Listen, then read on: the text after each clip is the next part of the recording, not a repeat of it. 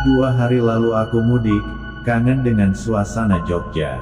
Kebetulan, malam Jumat lalu giliran adikku jaga kampung, jadilah aku nemanin dia. Setelah ngobrol ngalor ngidul, sampailah kami berlima, Pak Go, Kelik, Sutris dan aku beserta adikku pada pembicaraan yang serem-serem. Termasuk pengalamanku ketika masih remaja dulu. Dari Pak Gola aku tahu, bahwa Sukardi, salah satu preman kampung yang paling disegani di kampungku sudah meninggal dunia. Bukan karena digebukin orang kampung, atau ditembak polisi, melainkan gantung diri karena hubungannya dengan seorang gadis tidak direstui oleh ibunya, orang tua satu-satunya. Sebetulnya mereka berempat, termasuk adikku agak enggan ketika kutanya tentang sebab musabab meninggalnya Sukardi. Bahkan Kelik langsung terlihat gelisah, dan sekali-kali ia menatap ujung gang dengan wajah agak pucat. Dengan sedikit berbisik, Sutris menatapku serius. Bang, cerita yang lain saja Yal, katanya kepadaku. Adikku pun mendukungnya, namun aku tetap ngotot. Ada apa sih kalian kayak duber setan saja, tanyaku sambil mengambil tempe goreng kesukaanku. Bukan begitu bang, kata Sutris menatapku ragu. Suasana kampung ini lo baru saja pulih, timpal Kelik, sambil membetulkan sarungnya. Pulih dari apa? Tanyaku heran. Ya, dari teror hantunya Sukardi itu, kata adikku sambil menatap lagi ujung gang dengan penuh kekhawatiran. Jujur saja aku baru melihat wajah adikku segelisah itu, biasanya anak itu luar biasa beraninya. Besok pagi saja aku ceritain tuntas, kata Sutris sambil beranjak pergi. Tunggu dulu, mau kemana, tanyaku. Tidur, ngantuk nih, katanya sambil ngeloyor pergi. Tak lama kemudian Kelik pun pamit pulang.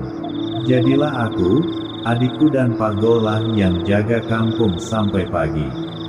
Siangnya, pukul 11 aku sudah bertandang ke warung sotonya Sutris. Penasaran pengen tahu ada peristiwa apa di kampungku pasca meninggalnya Sukardi.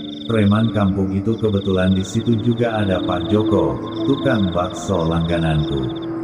Sutris yang melihat kedatanganku, langsung berkata, tanya saja Pak Joko, biar lebih jelas. Dengan gayanya yang bikin sebel, Pak Joko yang ditembak pun jadi kecimpuhan. Cerita apa mas, katanya sambil menyeruput kopi hitamnya. Itu loh pak, tentang Sukardi, kata Sutris kembali menimpali.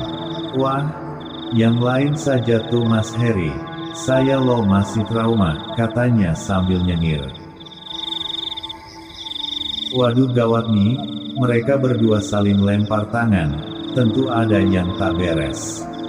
Pantesan tadi malam ibuku agak khawatir ketika kami berdua pamit mau jaga kampung. Setelah kurayu-rayu, akhirnya Pak Joko berani bercerita.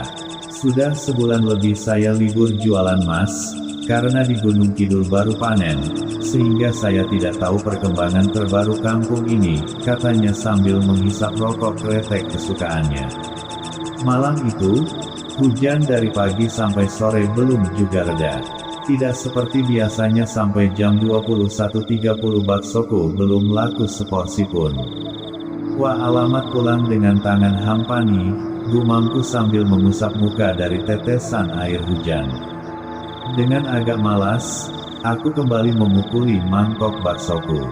Pas di pertigaan Kemandungan, terdengar suara serak-serak basah. Bakso 3 mangkok, kan? Meskipun duduk membelakang, tapi aku tahu persis bahwa itu Sukardi, preman kampung yang biasanya sering minta baksoku gratisan. Waduh apes nih, dagangan belum laku sudah dipalak, batinku. Daripada kenapa-napa, langsung saja kubikinkan 3 mangkok bakso pesenan Mas Sukardi itu. Setelan racikan siap, langsung dengan tergopoh-gopoh aku mengantarkan pesanan itu. Anehnya, meskipun bakso sudah kusodorkan, namun ia tetap duduk membelakangku dan tanpa menoleh dia langsung menyantap baksonya dengan lahap. Aku agak heran, biasanya tingkah Mas Sukardi enggak karu-karuan bila sedang kumat premannya, entah memasak asik dagangan baksoku, atau memukuli mangkok bakso sekeras-kerasnya sampal pecah. Tapi malam itu dia diam saja, bahkan cenderung amat diam. Aku pun ikut diam sambil menghisap sebatang rokok. Aku duduk membelakanginya. Nah, tak seberapa lama terdengar suara beratnya. "Baksomu kurang garam kan?" katanya sambil meletakkan mangkuk keras-keras. Aku kaget dan spontan berdiri berhadap-hadapan. Betapa kagetnya aku saat melihat Sukardi dengan bajunya berlumuran darah, dan ada tali mengikat lehernya, sementara matanya melotot dengan lidah terjulur, persis korban gantung diri. Mataku langsung berkunang-kunang dan terasa gelap seketika. Pas sadar, tahu-tahu aku sudah terbaring di pos dan dikerubungi oleh Mas Sutris dan teman-teman yang jaga kampung.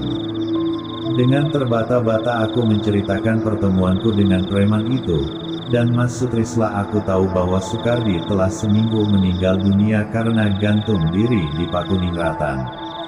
"Begitu yang saya alami Mas Heri," pungkas Pak Joko sambil menghabiskan sisa kopi yang tinggal ampasnya.